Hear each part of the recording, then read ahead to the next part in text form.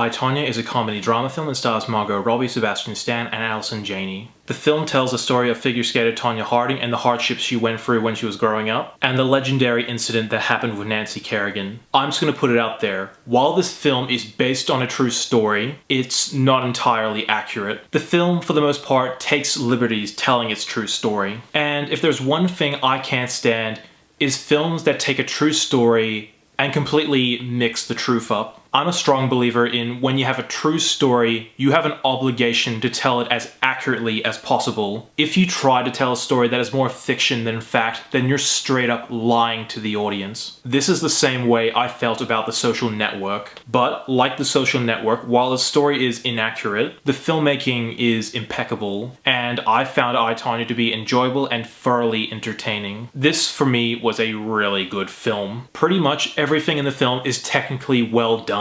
From the direction to the cinematography to the editing, and the performances from the actors is just wow. Margot Robbie easily gives her career best in this film. But for me, the real standout is Allison Janney. She absolutely kills this performance. And for me, no question, Allison Janney should win the Oscar. This was a really good character. From the very first moment I saw this character, I absolutely despised her. And throughout the rest of the film, I hated this character. And that's why Allison Janney's performance is so masterfully good. And little character traits that she adds to the character amplifies the performance. For one thing, the character never smiles once. Another genius character trait from the mother is she never applauds after Tonya Harding's performances. And even though the mother character is pushing Tonya Harding to be the very best figure skater in the world, and when Tonya Harding gives her very best, the mother does not give a shit. Another thing I have to praise is the soundtrack. And at a lot of points, this film felt like Goodfellas, and in a good way. The pacing never slows down. The film moves by at a rapid pace but still tells a wholesome story. Before I wrap up, a few things that kind of bugged me. The film at a lot of points breaks the fourth wall. And unlike some masterpiece films that use breaking the fourth wall masterfully, I, Tonya uses this technique a little bit too much. By no means annoying, but it was distracting. One more gripe I had was one little scene. Nothing major, but it just irked me. There's a scene where Margot Robbie and Sebastian